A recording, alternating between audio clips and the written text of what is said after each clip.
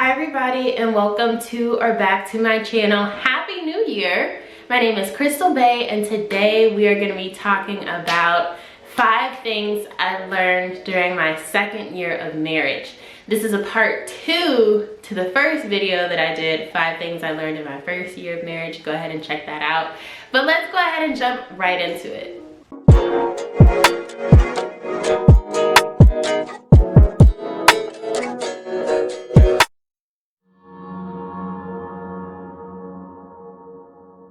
Number 1, first and foremost, your business is not their business.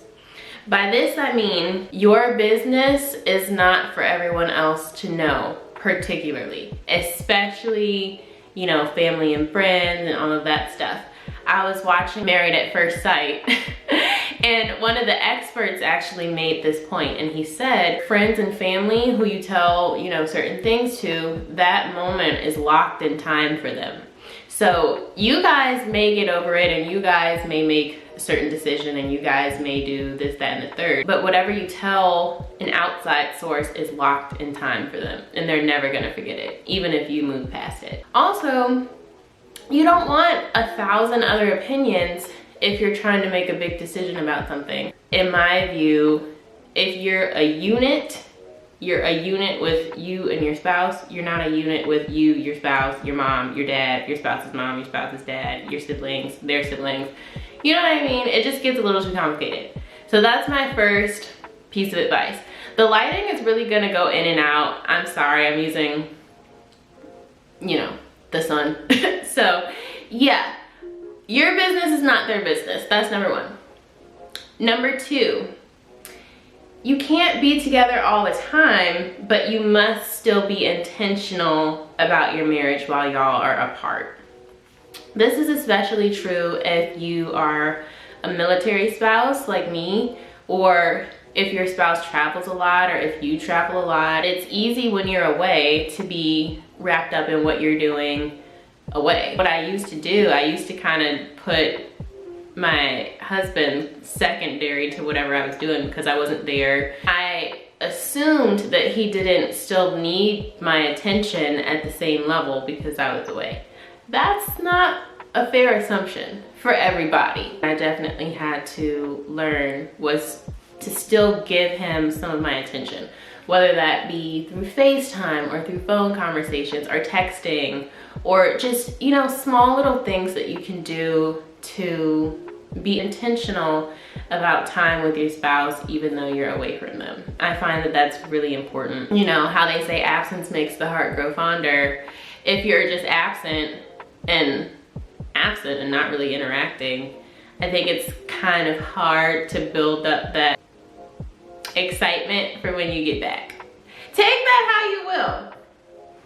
Number 3, guys, my hair looks so nice. I just dyed it yesterday with some box dye. I really like it. Anyway, number 3. Ooh, okay.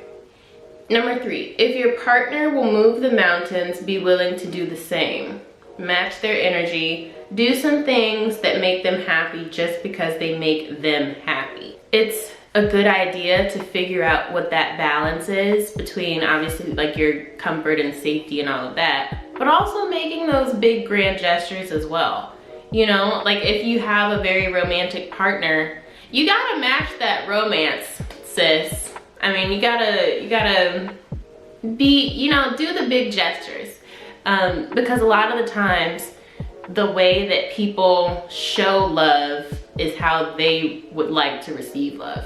So if your spouse is doing this, that, and the third, that's probably a strong indicator that they would like to see you do this, that, and the third. Even if you don't think you know your partner's love language, just look at some of the small things or big things that they do for you, and 9 times out of 10, they would probably like that because that's all they know. Second part to that point is do some things to make them happy just because they make them happy. It doesn't have to be your favorite thing in the world, but even if you participate in that activity with them, or if you know, buy them that thing or whatever it is, even though you might think it's irrelevant or whatever the case, Just do some things for them. Match their energy, essentially, is the point. Point number 4, marriage is not always 50-50, as people say. And I got this great piece of advice from my Aunt Portia. Shout out Aunt Portia. But I got this great piece of advice from her because it's true, marriage is not always 50-50. Each partner is not always going to be firing on all cylinders at all the time. Sometimes your partner is going to be sad. They're going to be going through things. They're going to be confused, angry, grieving, you know? And in those moments where they're not, you know, at their peak, maybe they're giving 20%, maybe they're giving 30%, maybe they're giving 10 or 5%. It's your job to come in with that 70, with that 80, with that 90, 95%, and make sure that y'all's relationship, and make sure that you're there for them. Because at the end of the day, that's what builds strong relationships. I wouldn't expect everything to always be 100% effort from each partner every day, 365 for the rest of your lives, because it's just not realistic. You know, people get stressed, people get overwhelmed, and it's your job to kind of step in and, you know, build that 100, if that makes sense, you know? And then my last point, see, this was really quick. Last point, point number 5, is to continue to date your spouse. This is something that me and my husband have done since we got married. Like, we continue to date. Like, we always try to make a very concerted effort to have just one-on-one time at least once a week. At least once or twice a week. Just have your time to yourself. Go out and do something together. Go, you know, even stay in and do something together, but give each other your undivided attention and have that, you know, have that alone time, because that is important and that's special. And your friendship is like the bedrock of your marriage. And if you're not putting effort into dating and romancing and continuing to learn each other, because people are always changing, number 1. It's good to have that one-on-one time with them to reconnect, to sort of pick their brain and see how they're evolving, because it's really freaking cool. And I feel like if you don't do that, sometimes you miss that, and that's how people can grow apart.